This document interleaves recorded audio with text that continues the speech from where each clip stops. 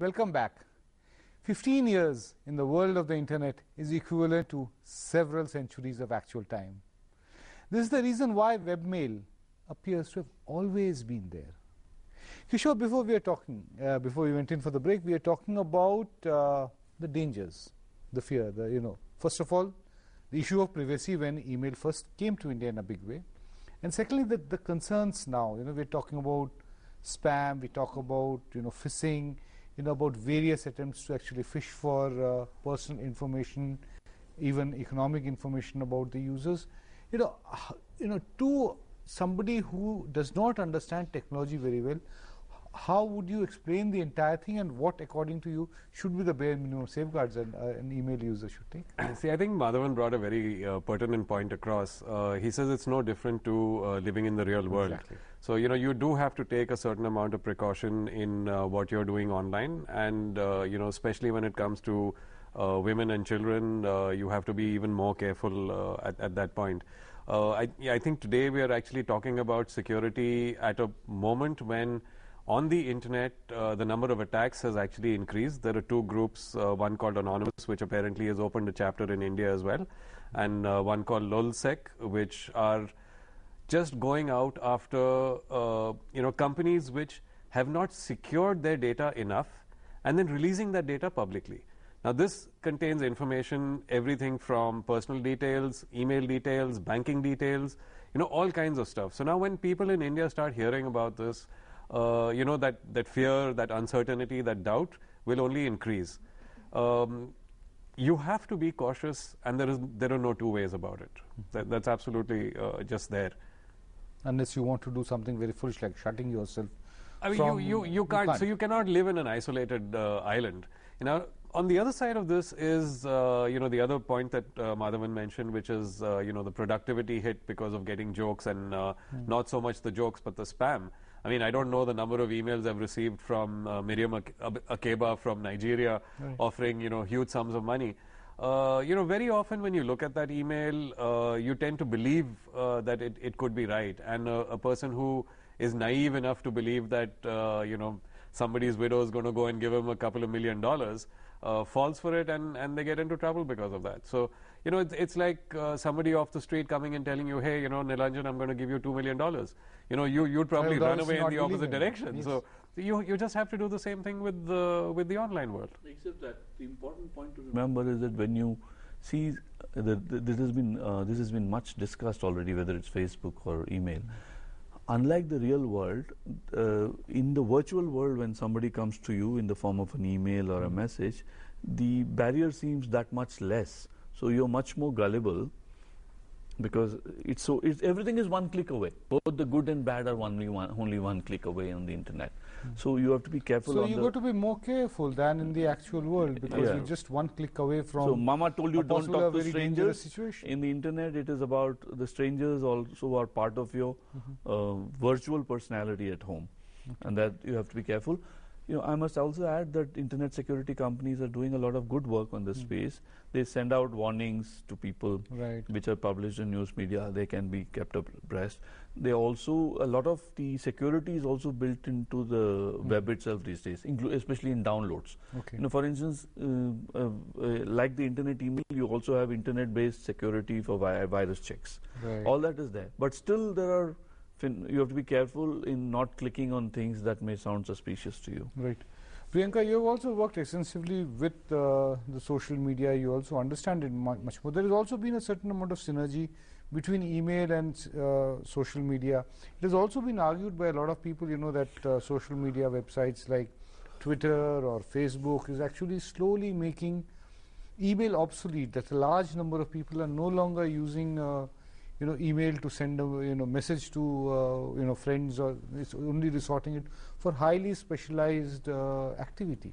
Is that the way you look at it, that it is actually email is now yielding space to the bare essence messaging to other forms of communication within the internet?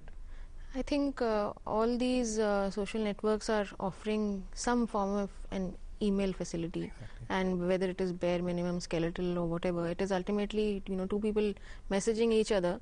So it's not that unique from that perspective. And the other thing is that all these networks have some limitation in their messaging capability. So whether it is the number of characters you can exchange, or whether it is the the size of an attachment, or whatever it is, or even the privacy. So because of that, most people who do communicate with each other and talk to each other as if they are in the same room on these social networks will ultimately take it offline, which technically or rather impractically means nowadays that it should be taken on email rather than physically. So I think ultimately email is still the winner. People still come back to it because the permanent conversations can happen there, and more data can be exchanged, more lengthy text can be written. Let me draw the analogy between real life and email again. Right. Real email, we wear normal clothes in the daytime. Email is like that. When we go home, we change to comfortable clothes. Comfort clothes at home. But between the comfortable clothes and the normal formal clothes, you also have some smart casuals in the middle. Right. You may wear a tie to office, but you'll wear a check shirt to a friend's house, and at home you may be just lounging in a loose t-shirt or a pajama. So you also have the equivalents in internet messaging. You have emails, you have public wall-based messages, Right. And then you have direct messages. So the interesting thing is that if you take Twitter, for instance, which is a conversational service, all conversation is usually public, even between two people. But the exception is the direct message, which is the Twitter's equivalent of the email. Right. But in old-fashioned email, everything is between two individuals in a confidential way. Then you take it to a group. So the public communication is an exception through CC, BCC. The choices are yours. The choices are yours. So the young phenomenon that you mentioned about email decline is because a lot of people think the public communication is a normal order, because that comes with the youngsters' culture. In a canteen, college canteen, everybody is talking loudly. You rarely lean across to someone and whisper something. So email, whereas adults in an office are always talking to each other and then rarely break into a group joke. So some of it is due to age, some of it due to cultural things, and some of it due to the sheer human magic. It's all about when do you whisper and when do you shout. Kishore, when I was preparing for this program, building on the analogy which Madhavan was giving, somebody told me very funny. He said that, look, basically email is for 40 plus. The rest of way of communicating is for the 40 below. I tend to disagree a little bit. So let me put a little different perspective to it. I think what we're looking at is, first of all, the super class is messaging. So, you have many different forms of messaging which include all the social media networks and everything, and email is now just one of those subclasses or subsets of the messaging platform.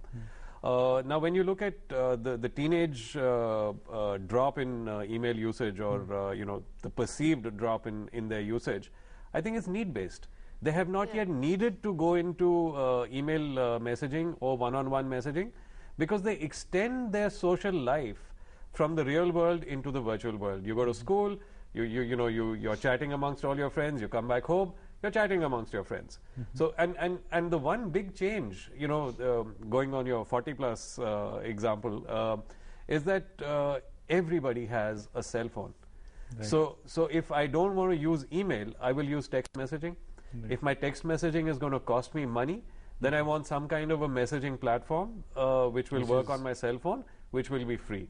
And so it comes back to the same thing. You get whatever BlackBerry Messenger, or you'll get something like that. So BlackBerry Messenger, which was designed for the corporate world, is today being used by the 19 or the teen group only. I don't think the corporate guys actually use that for anything at all. Right. Yeah. By the way, there's a very interesting phenomenon, because ultimately technology, I often joke, is value neutral.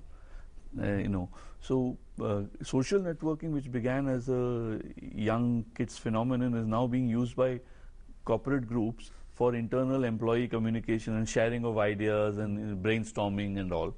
So that thing has become part of the corporate network, while messaging, which was used by the BlackBerry boys in a corporate culture, is being used by youngsters because it lowers costs. Right. So there is a cross-fertilization happening in the internet as we speak, and the biggest cross-fertilization for them all is going to happen very soon. It's already there, which is that it's becoming device neutral.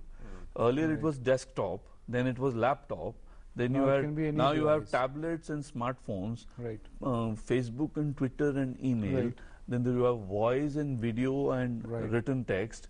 So it's as flexible as you want it to be. Completely.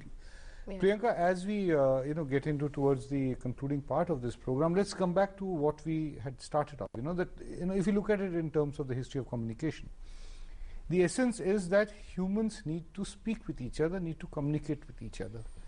We have over different periods of time, human beings have chosen different forms of communicating with each other. You have spoken, we have had letters, we have had telegrams, we have had fax, we have had pigeons, various pigeons going further back. Yes.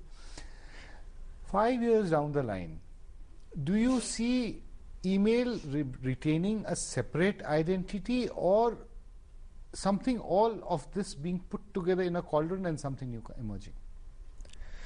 I think that email would still be the king, or ultimately everything will divert or deflect towards that.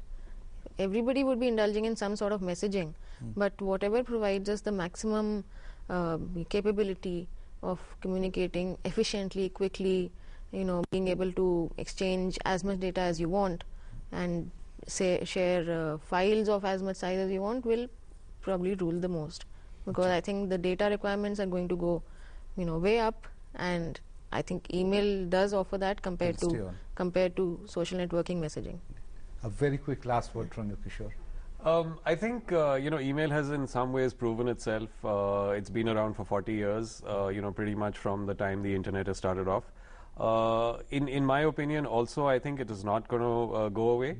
But yes, we will see more of a unified messaging platform. It just might be a lot easier to be able to do these email. I mean, today I spend several hours trying to sort out my email. I'm hoping like hell that this gets sorted out. Well, let's all hope that. One thing I must add, I must have a word on this. Email is still evolving, because now you're evolving into things like polls being conducted and graphics being generated inside the email. Right, Madhavan, I think you made a very valuable point. We'll have to leave it at this point because we're really running out of time. Thank you very much for coming and joining me on this program. It's really been wonderful to have the three of you here.